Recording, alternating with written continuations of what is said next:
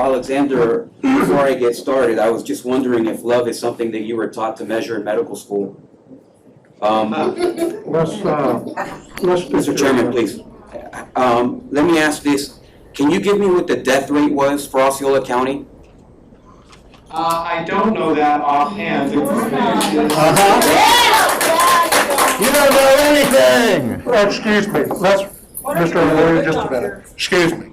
I know this is a very emotional issue for everybody. We're going to conduct this meeting tonight in a sane, calm manner. We're going to let the people that are speaking, speak, whether it's you or the board members, Dr. Pace, or the people on the phone. So I am going to ask for decorum, and I am going to ask that we work through this meeting so we can hear everybody's opinion and everybody's viewpoint. Thank you. I don't know the death rate offhand. That's a number I can certainly look at. Thank you, Dr. Alexander. If I may continue, Dr. Alexander. We are seeing lower death rates because it's happening in younger people. But our hospitals are full. In the case of larger hospitals, there's actually a shortage of beds. Thank you, Dr. Alexander. I'm wondering if you know what the hospitalization rate is for those percentages in Osceola that you mentioned for people taking the test. In which age group? Under 18, if you have it. In under 18, it would be a fairly low number. We had one fatality in our hospital due to COVID a couple of weeks ago. We've got a few children on ventilators now. The good news is we've not had any kids die since the one about 3 or 4 weeks ago.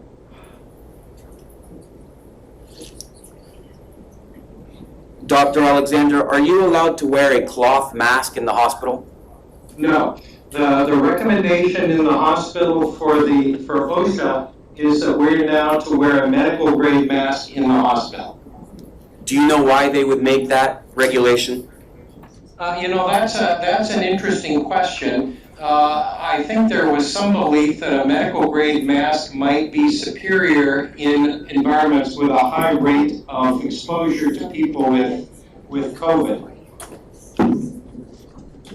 Dr. Alexander, are surgeons allowed to wear cloth masks when performing surgery?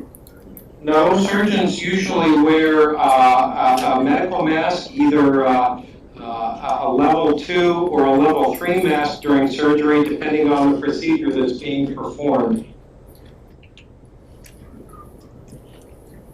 Dr. Alexander, thank you. Dr. Cadilla or Dr. Alexander, whomever feels like answering this question. We currently have a higher than 90% compliance rate in wearing masks in school. If we increase that compliance rate, let's say 5%, because it's between numbers that I've heard are 94 to 97%. Can you tell me what the reduction in infection rate would be? It's probably not linear with the exposure, because again, few people one person can expose an awful lot of people. So I think it would be hard to calculate that, but at a minimum, it would be proportional to the number of people that are, the increase in masking.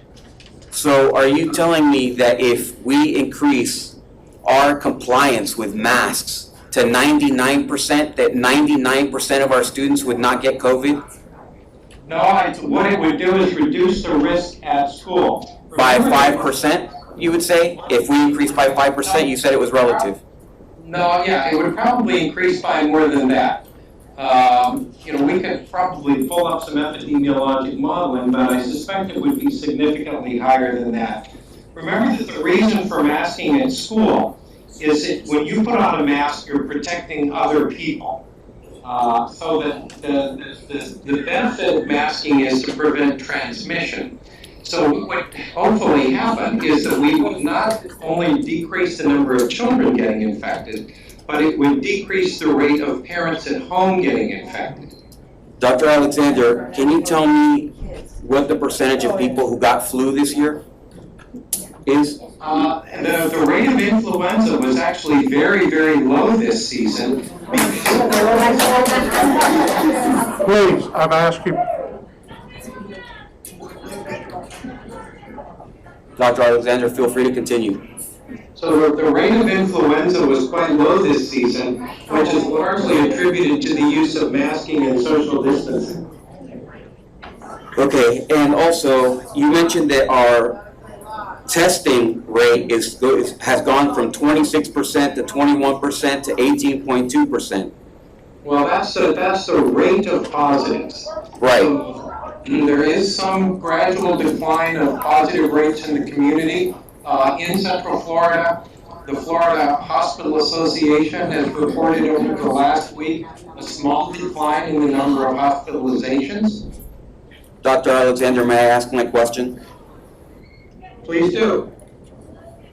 With that number having gone down from 26 to 21 to 18, without any change in policy regarding masks, can you tell me that if we continue not wearing masks or with the same 94 to 97% compliancy, that it will not continue to go down regardless of any new policies? I don't have a crystal ball, but what I can tell you is that the number of cases that we have will be lower if people are masking. And if we reduce the total number of cases because we have masking, this will hopefully decrease the number of people in the hospital, the number of people missing work, the number of people dying, and that's, I think, what we're supposed to be doing. Do you have, Dr. Alexander, any scientific, not just generally speaking, but do you have any scientific research that tells me if we have 5 kids and X amount have masks, what the infection rate will be? In other words, can you tell the parents that are in this room that if we mask every student that we will no longer have COVID, or in the inverse, that if we do nothing, that we will not continue to see a decrease, as you mentioned, from 26 to 18% already? So what we will see, right, is masking reduces the basic reproduction number of an infection. Let me draw a parallel for you. If you've got a bank account and we start off with an interest rate of 2%, your money grows at a certain rate. And when we saw the first appearance of COVID-19, the basic reproduction number, which is equivalent to interest rate, was about 2.